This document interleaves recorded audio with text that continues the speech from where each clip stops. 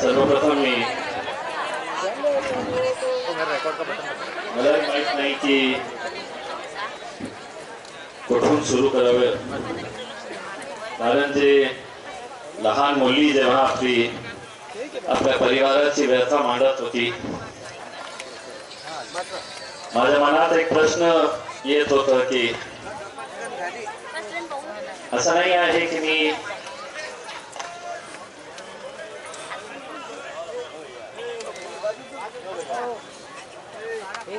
मी काही वेगळं काही करतो. मागच्या 1-1.5 वर्षापासून जे हे प्रकरण सुरू आहे, ज्याच्यामध्ये मी आदर्शच्या बाबतीत सुरुवात केली होती, मला सगळ्या वाईट जी गोष्ट वाटली आणि आजही वाटत आहे. जेव्हा अनेक लोक बोलत होते, आपली एक संस्कृती आहे, आपण सर्व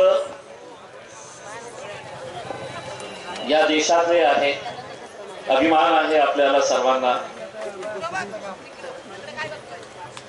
जेव्हा रस्त्यावर एक ऍक्सिडेंट होतो, ते ऍक्सिडेंट आपल्या समोर झाल्यानंतर आपण लगेच आपली गाडी साईडला करतो, धावून जातो जे ऍक्सिडेंट झालेला आहे त्यांना वाचवण्यासाठी. त्यांना वाचवताना आपण कधी हे विचार करत नाही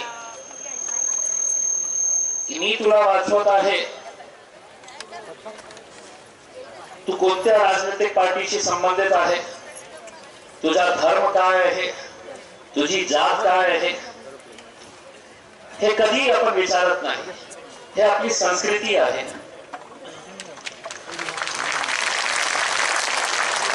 आणि इतका मोठा ऍक्सिडेंट झालेला आहे तुम्ही सर्वांचा.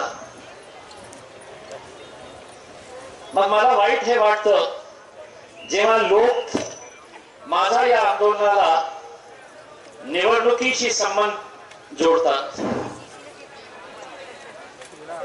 काहीतरी माणुसकी असायला पाहिजे, काहीतरी माणुसकी असायला पाहिजे असते लोकांमध्ये.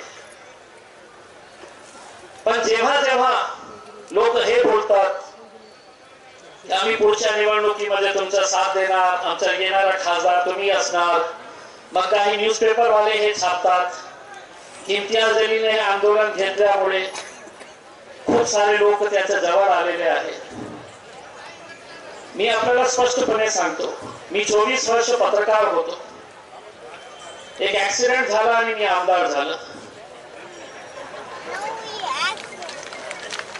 2019 ला पुन्हा एक ऍक्सिडेंट झाला, मी खासदार झाला. मग त्यावेळी तर हे प्रकरण नाही होते ना, मग कशा झालं? मग ते इतकं मोठे आज अनेक लोकांनी सांगितलं की या शहरामध्ये, महाराष्ट्रात कुठेही नाही, मुंबई सारख्या जी आपली राजधानी आहे तिकडेही 6 मंत्री तिथे नाही आहे. पण हे आपल्या शहराला मिळालेले आहे. केंद्र मंत्री आहे, 2-2 केंद्र मंत्री आहे, 4-4 राज्याचे मंत्री आहे. तरी सुद्धा हे अशी का आपल्यावर वेळ आलेली आहे की आपल्या हक्काच्या, आपल्या कष्टाच्या पैशासाठी आपल्यावर इतका उन्हामध्ये आपल्याला तासनतास बसावं लागत आहे. आणि कोण बसलेले आहे? एका माणसाचे, एका महिलांचे तुम्ही प्रोफाईल बघितलं, त्यांच्या चेहऱ्यावर बघून आपल्याला कळत असेल हे सगळं कष्ट करणारे लोक आहे, कष्टाची कमाई होती. एक आई जेव्हा इथे रडून हे सांगतं की माझ्या मुलाला कॅन्सर झालेला आहे,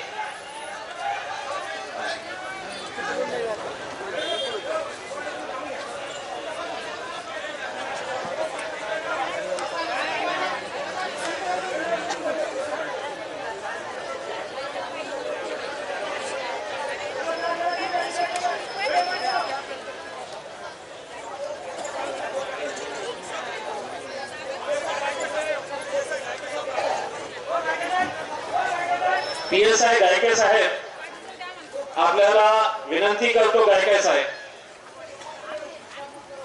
कृपा करून हे लोक कोणी मौज मस्ती करण्यासाठी बसलेले नाही आहे.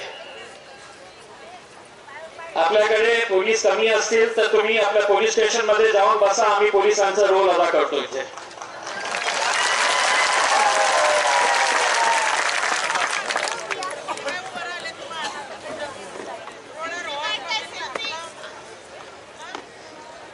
तर हे दुर्दैव नाही आहे तर काय आहे? एका 95 इयर्स 95 वर्षाची एका वयोवृद्ध महिला या आंदोलनामध्ये येत. ही जी बाई बसलेली आहे ही कुणाची आई असेल? 2 लाख रुपये त्या शेती विकून आज भीक मागण्याची वेळ आलेली आहे.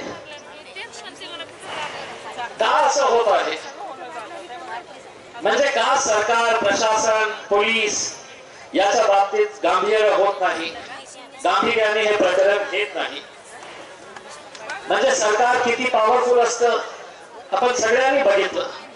त्याने काही करायचं असेल तर रात्री 3 वाजता ते GR काढू शकतं.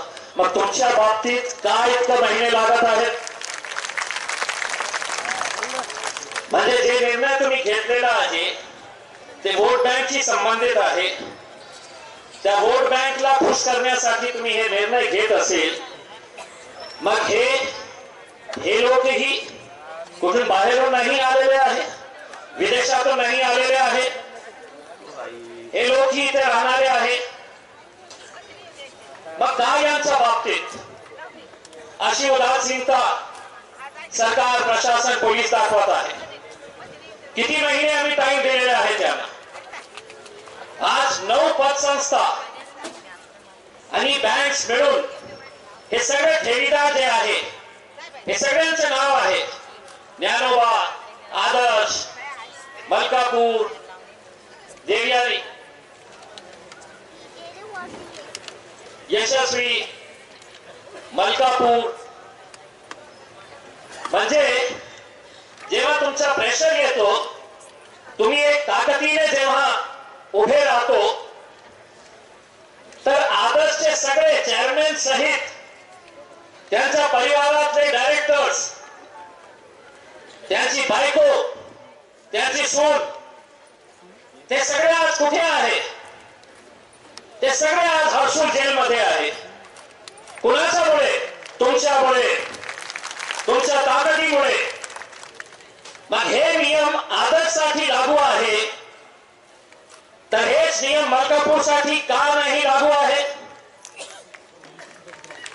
का त्यांचे डायरेक्टर्सला अरेस्ट करण्यात येत नाही? फक्त या कारणाने की त्याचे जे चेअरमॅन आहे चैनसुख संचेती, ते भारतीय जनता पार्टीचा आमदार आहे, म्हणून कुणालाही हात लावायचा नाही. मग दुसरी पतसंस्था, आता आपल्याला एक उदाहरण देतो. अमरावतीची अनुग्रह पतसंस्था 1,500 कोटी रुपयाचा घोटाळा केले. 1,500 कोटी. असंच ठेवीदार. सुरुवातीला काही नेत्यांनी पत्र दिले, तर वरून त्यांना आदेश आला की हे जे डायरेक्टर्स आणि चेअरमॅन आहे हे आपल्या पार्टीला फंडिंग करतो, म्हणून त्यांना कोणी हात लावायचा नाही, त्यांच्या मागे पळायचं नाही. म्हणजे तुम्हाला फक्त पैसे मिळत आहे म्हणून हे गोरगरीब लोकांना सोडून द्यायचं. त्या चैनसुख संचेतीच्या वाढदिवसासाठी मुख्यमंत्री, उपमुख्यमंत्री जेव्हा नागपूरला अधिवेशन झालं तर त्याच्या घरी गेले होते सेलिब्रेट करायला. लाज नाही वाटती? हे गोरगरीब लोक रस्त्यावर उभे आहेत, त्यांच्या कष्टाचा पैसा तुम्ही खाऊन बसलेले आहे आणि त्याचा वाढदिवस तुम्ही साजरा करण्यासाठी त्याच्या घरी जात. दुसरे जे पतसंस्था, जे बँक्स आहेत त्यांच्या डायरेक्टर्सला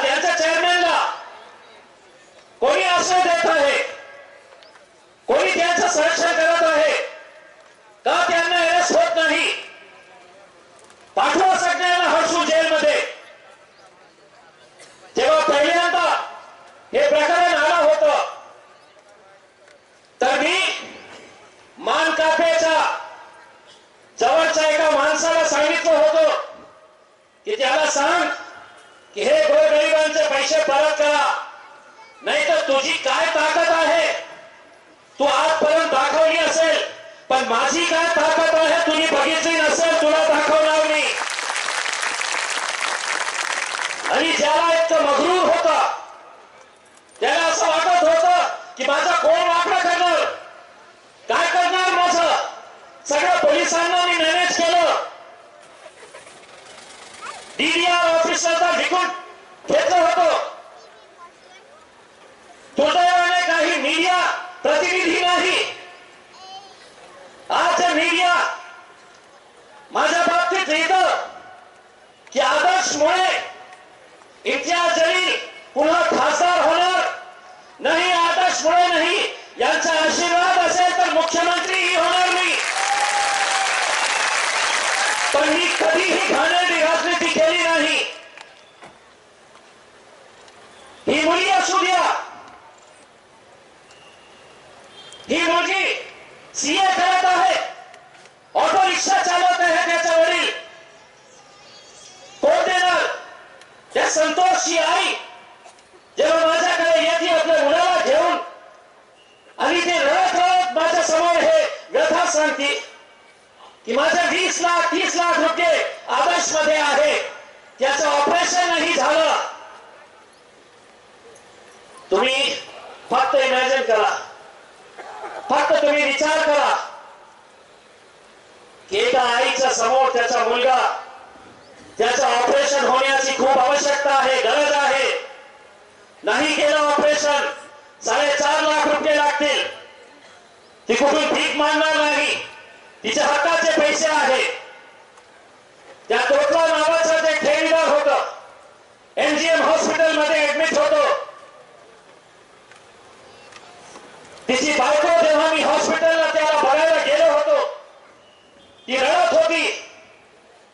ती मला सांगत होती की साहेब दररोज मला हॉस्पिटल वाले सांगता की 10,000 रुपये जमा करा, 20,000 रुपये जमा करा. मी तिला घेऊन गेलो ते एमजीएम हॉस्पिटलच्या डीनकडे आणि स्पष्टपणे सांगितलं, आजपासून 1 रुपयाही तिच्याकडून तुम्ही घेतलं तर तुमच्या 2 वर्षाचा सगळा चॅरिटी बेडचा हिसाब मी काढेल. त्या दिवशी त्यांनी निर्णय घेतला की आम्ही 1 पैसा त्याच्याकडून घेणार नाही. पण झालं काय, दुर्दैव की 3 दिवसामध्ये त्या तोतला नावाच्या माणसाचा मृत्यू झाला. मी पोलीस कमिशनर साहेबांना सांगितलं की साहेब त्या माणसाचा मृत्यू झाल्यानंतर तुम्ही 20 लाख पेक्षा त्याला 40 लाखही दिले तर तिचे बायकोच्या ते पैसे कसल्याही कामाचे नसणार आहे. माणसं मेल्यानंतर आज मी घेताना जे काकडे साहेब आहे, हे जरा का बसा.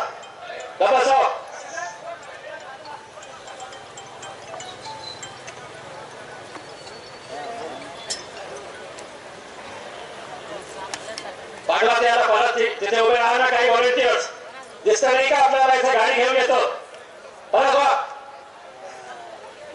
तिथे उभे राहा.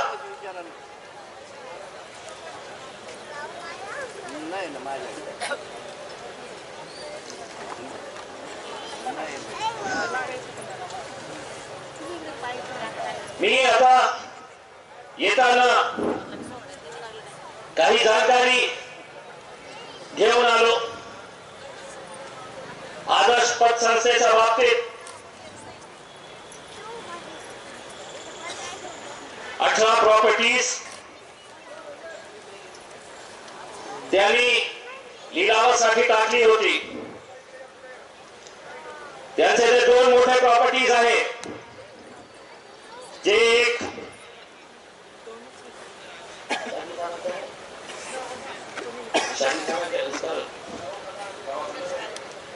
मंगल कार्यालय आणि एक अस्पताल मोठी प्रॉपर्टीज आहे. त्यांचे काही 8-8.5 कोटी रुपयाचा भाव येणार आहे. त्यांनी जे निश्चय केलेला आहे ते रेडी रेट प्रमाणे आता एकदा त्याचा लिलाव करण्यात आला, कोणी आले नाही. दुसऱ्यांदा करण्यात आला, कोणी आले नाही.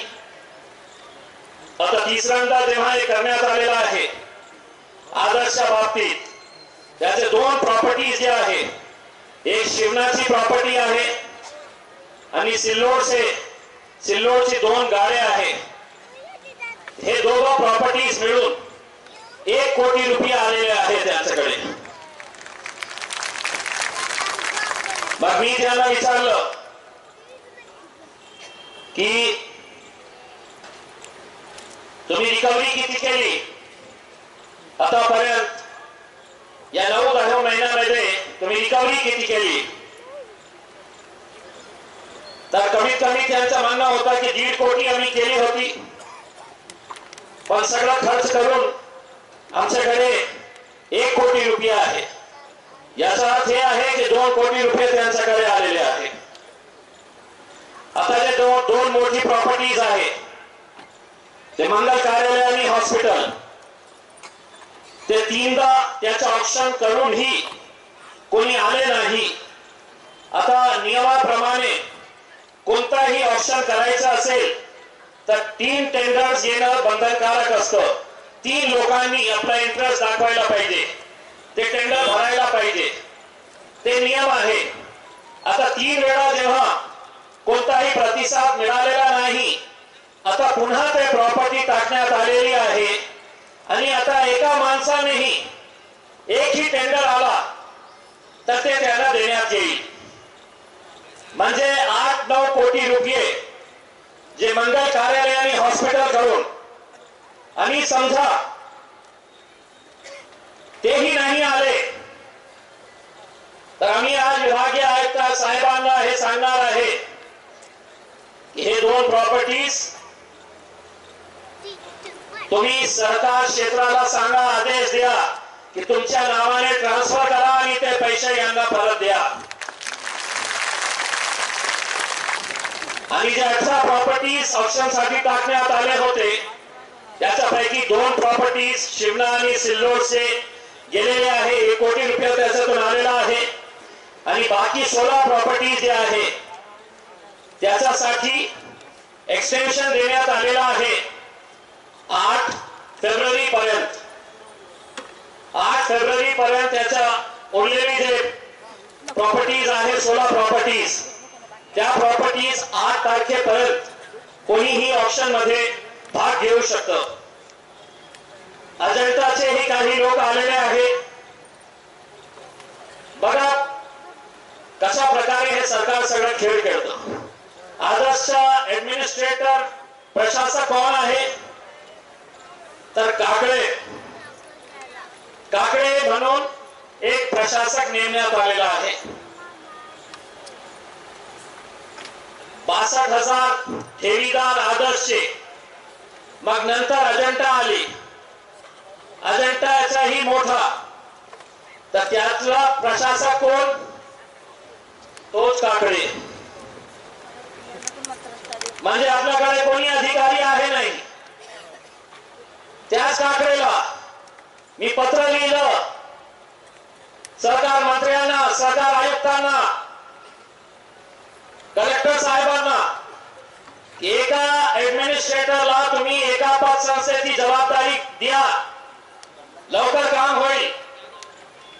आता अजंताच्या बाबतीत विचारल्यानंतर 14,500 जे डिपॉझिटर्स आहे, नियमाप्रमाणे आरबीआयचा नियम आहे की 3 महिन्यामध्ये त्यांना जे इन्शुरन्सची 5 लाख रुपयाची अमाउंट असते ते 5 लाख रुपये 3 महिन्यामध्ये द्यायलाच पाहिजे, हे नियम आहे. मग काहीतरी त्याच्यामध्ये घोळ निघाला.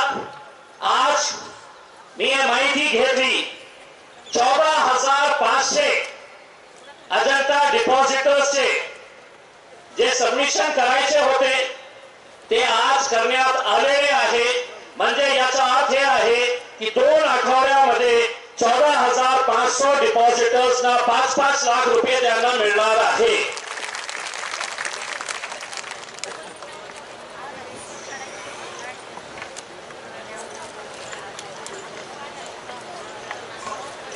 आता देवाई पतसंस्था कशा प्रकारे, म्हणजे मला एक प्रश्न येतो की काहीतरी नियम असायला पाहिजे. सरकारी ऑफिस चालवताना तिथे बसलेले 3-4 अधिकारी जे इतके पैशाने लिप्त झालेले आहे, इतके भ्रष्ट झालेले आहे, नियम कशाही नाही, जागा आली विकून द्यायचं. जसं ज्ञानोबाच्या बाबतीत चंदन शिवे कुठे आहे? चेअरमॅन साहेब माझ्या माहितीप्रमाणे दुबईला गेलेले आहे, पळाले. देवाई पतसंस्था महादेव काकडे, मीना काकडे त्याची पत्नी, कुठलेही तिची पत्नी काही मेंबरही नाही होती. ही जे देवाई पतसंस्था आहे मेंबरही नाही होती. अचानक डीडीआर ऑफिसने 2020 ला तिला चेअरमॅन केलं, डायरेक्ट चेअरमॅन केलं. आणि त्याच्यानंतर तिने ते सगळा पैसा इकट्ठा केली.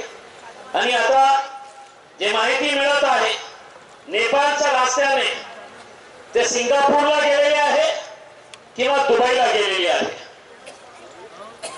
आता कोण आणणार? हे पोलिसांना इकडचे लोक मिळत नाही. दुबई आणि सिंगापूर म्हणजे कुठेतरी मलकापूर जे चेअरमॅन आहे त्याचा मुलगा आहे राहुल संचेती,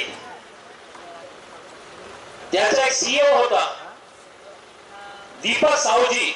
बघा तुम्ही कशा उल्लू बनवण्याचे धंदे 2018-19 ला सगळ्यात जास्त लोन वाटण्यात आले मलकापूर बँकेकडून.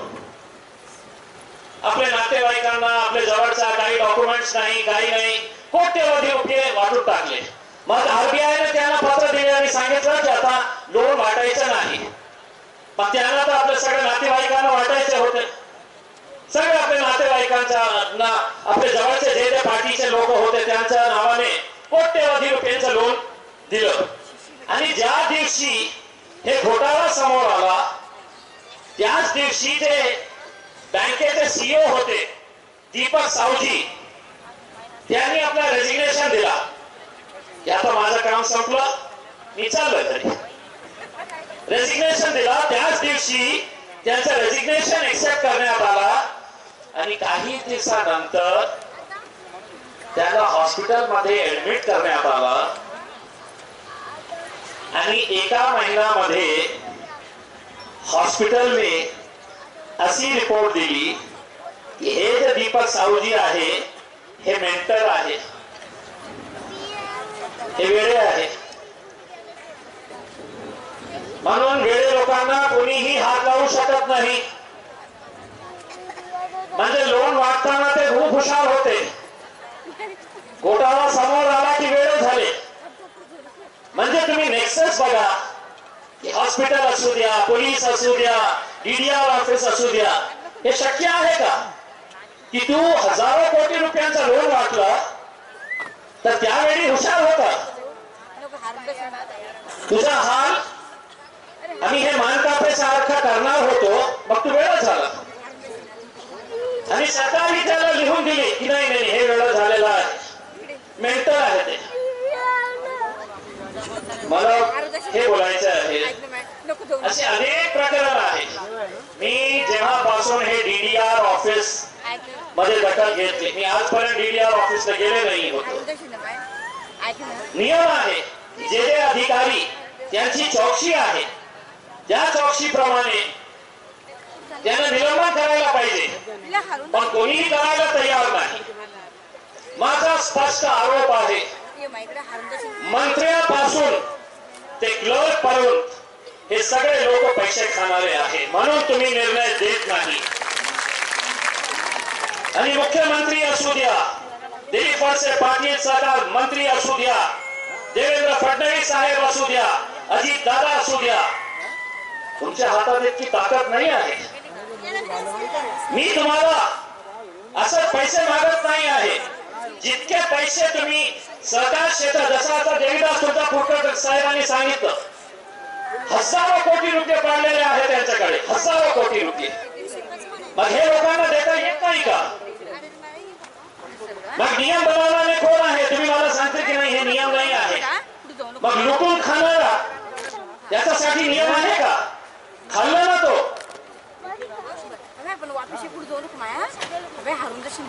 आता जी मी इन्व्हेस्टिगेशन करत होता याच आपल्या नक्षत्रवाडी एरियामध्ये कंचननगर नावाची सोसायटी आहे, त्याचं प्रकरण मी बाहेर काढत आहे.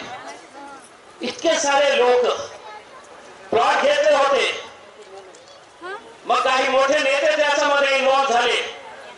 ते बिचारे जे लोकांनी प्लॉट घेतले होते ते खूप चांगले लोक आहेत, ते रस्त्यावर येणार नाही, शिकलेले लोक आहेत.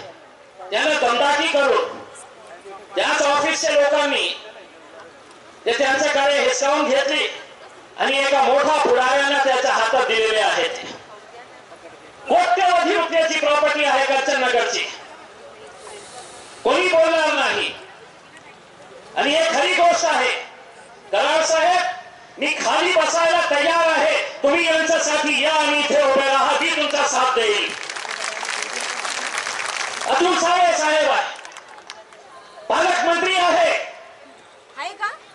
उद्घाटनासाठी तुम्हाला समय आहे,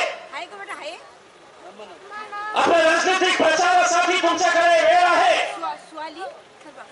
अब्दुल सत्तार साहेब, फेस्टिवल करण्यासाठी तुम्हाला वेळ आहे, सिल्लोडचा उत्सव साजरा करण्यासाठी. संजय शिरसाट साहेब, दररोज टीव्हीवर येण्याच्या, कधी एकदा येऊन बोला की हो माझ्या शहरामध्ये हजारो लोकांचे पैसे बुडालेले आहे, मी त्यांच्यासाठी लढणार आहे, एकदा तरी बोला.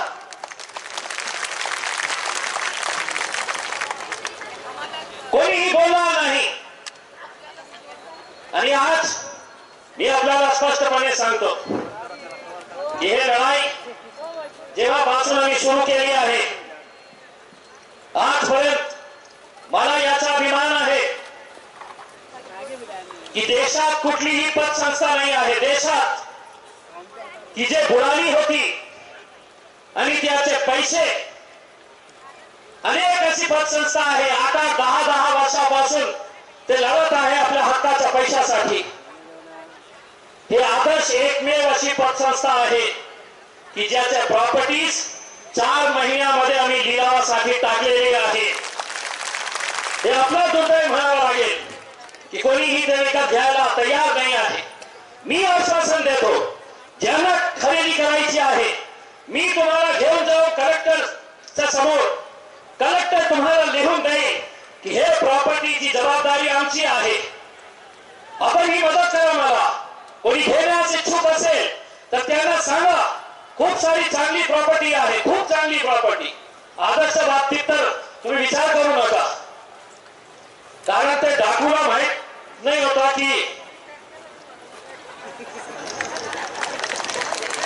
त्याच्या मनातही आलं नसेल, ते विचारत असेल की अरे मी सगळ्यांना विकत घेतलेला आहे, हे कोण? तुझ्या बापाचा बाप आहे मी.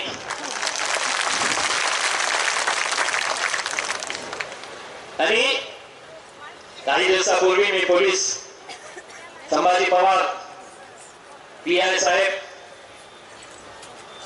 आणि सय्यद साहेब त्यांना माझी घरात बोलवलं होतं. 2 तास त्यांच्या सोबत बसलो की याच्या बाबतीत काय काय MPID च्या खाली कुठपर्यंत आलेला आहे. MPID मध्ये त्याची 99 प्रॉपर्टीज आहे, 99 प्रॉपर्टीज आहे, इतकी चांगली प्रॉपर्टीज आहे. त्याचं स्वतःचा घर आहे. ते लवकरात लवकर त्याचा प्रोसेस लवकर झाला तर आपल्याला काही करण्याची आवश्यकता नाही, पण पोलिसांना हे विचारायचं आहे इतका उशीर लागतो कशाला, काय इतका उशीर होतो? ये मत समझना कि मुझे कुछ समझ में नहीं आता है, जहां तुम्हारी समझ खत्म होती है वहां से मेरी समझ शुरू होती है।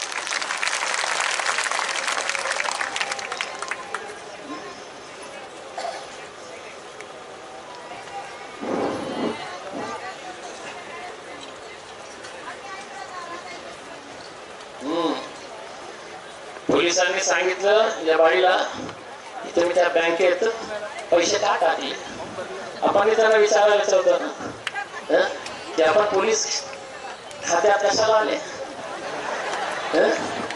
खायला आले का फक्त? कुठे जाणार लोक, कोणाला आपली व्यथा मांडणार? आता एक गोष्ट सांगतो, आज आपण इथून परत गेलो तर त्यांना हे संदेश जाईल, किती वेळा ते आंदोलन करणार, किती वेळ बसणार, उन्हात किती तास बसणार। आता माझं नाव इम्तियाज जलील आहे, त्यांनी सांगितलं की इम्तियाज जलील तुम्ही या बोलायला, तुमचं नाव काय आहे? आता पोलिसांनी विचारलं तुम्हाला की तुमचं नाव काय आहे, तर आमच्या सोबत चालायचं आत।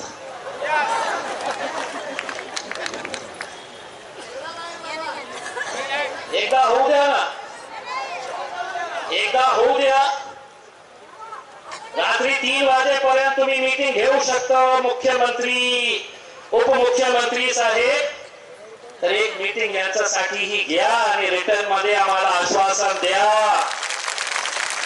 आणि नाही दिलं तर तुमचे विभागीय आयुक्ताला रात्री 2 कानी वाजते आम्ही तिथून हलू देणार नाही। तुमची ताकद आहे, तुम्ही सोबत आहे, नाहीतर ते कोणतं बँकचं प्रकरण झालं, मलकापूरचं, लोक पैसे मागायला गेले, ते भामटा मॅनेजर पोलिसांकडे गेलं आणि त्यांनी सांगितलं की हे लोक माझ्या ऑफिसला येऊन आरडाओरडा करत आहे। पोलिसांनी FIR रजिस्टर केली 10-12 लोकांवर, ते माझ्याकडे आले होते, मी त्यांना स्पष्टपणे सांगितलं तुम्ही त्यावेळी त्यांच्या सोबत उभे राहिले असते तर कुणाची हिम्मत झाली नसती त्यांच्यावर केस करण्याची।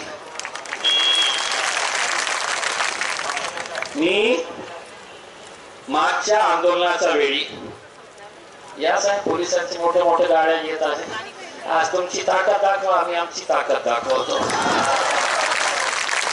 तर मी जेव्हा मागचं आंदोलन होता आपला, तर त्यावेळी आम्ही निर्णय घेतला की DDR ऑफिस पासून ते आपण पोलीस कमिशनर ऑफिस पर्यंत लोकशाही मार्गाने, आपण शांतीपूर्ण मार्गाने आपण तिथे जाऊ। आम्ही गेलो, सगळे गेले, आपण कुठेही कसलाही प्रकारचा अनुचित प्रकार घडला नाही। काही दिवसानंतर माझ्या नावाने समन्स बजावण्यात आले पोलिसांकडून की तुमच्यावर केस रजिस्टर करण्यात आलेला आहे, तुम्ही विना परवानगी तुम्ही ते मोर्चा काढला, बस स्टँड पासून ते पोलीस कमिशनर ऑफिस पर्यंत मोर्चा काढला, परवानगी नाही होती, मग जे हजारो कोटी रुपये जे त्यांनी खाल्ले ते तुमची परवानगी घेऊन खाल्लेले आहे का? तुम्ही दिली होती का परवानगी त्यांना? आणि करा ना, मला अरेस्ट करण्याची इतकी तुम्हाला हे असेल तर मीही जायला तयार आहे। पण जे डायरेक्टर्स आहे, जे चेअरमॅन आहे, त्यांना हात नाही लावणार। का नाही लावतो? कारण त्याच्याकडे या लोकांच्या कष्टाचे पैसे आहे, आयुष्यभरची कमाई आहे त्याच्याकडे, मग फेकायचे पैसे। आपली तयारी आहे, विभागीय आयुक्त कार्यालयामध्ये कोणताही आम्ही नियम भंग करणार नाही, पण अधिकाऱ्यांची जबाबदारी हे असतं की जर लोक परेशान असतं तर त्यांना हे अधिकार आहे की तुम्ही एक वरिष्ठ पातळीवर बसलेले अधिकारी आहे, बोला तुम्ही मुख्यमंत्री साहेबांना की माझ्या ऑफिसच्या समोर, माझ्या ऑफिसच्या गेटच्या समोर हजारोंच्या संख्येने हे गोरगरीब लोक आहेत, त्यांना उत्तर काय देऊ? विचारा त्यांना. त्यांना असं वाटत असेल की हे काय करणार आहे?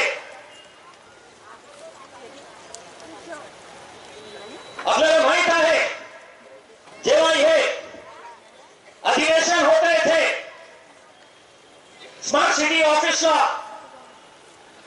त्या अधिवेशनाच्या वेळी मला सांगण्यात आलं होतं की कोणताही मंत्री कोणालाही भेटणार नाही, बाहेर आम्ही डेस्क लावून ठेवलेले आहे, तिथे आमचे अधिकारी बसलेले आहे, तुम्हाला जे निवेदन द्यायचे आहे ते निवेदन त्यांच्या हातात द्या, आम्ही भेटणार नाही. मी त्यांना स्पष्टपणे सांगितलं होतं, तू का तुझ्या बापालाही भेटायला लावू आम्ही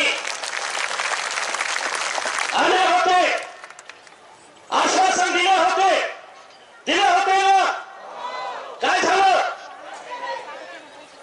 म्हणून आता हो आम्ही करू, लवकर करू, प्रोसेस सुरू आहे, हे सगळं प्रक्रिया सुरू आहे, थोडे दिवस थांबा. आता आम्ही खूप दिवस तुमचा गाजर हातात घेऊन फिरत आहे, ते गाजर आता तुम्हाला देण्यासाठी आम्ही येत आहे.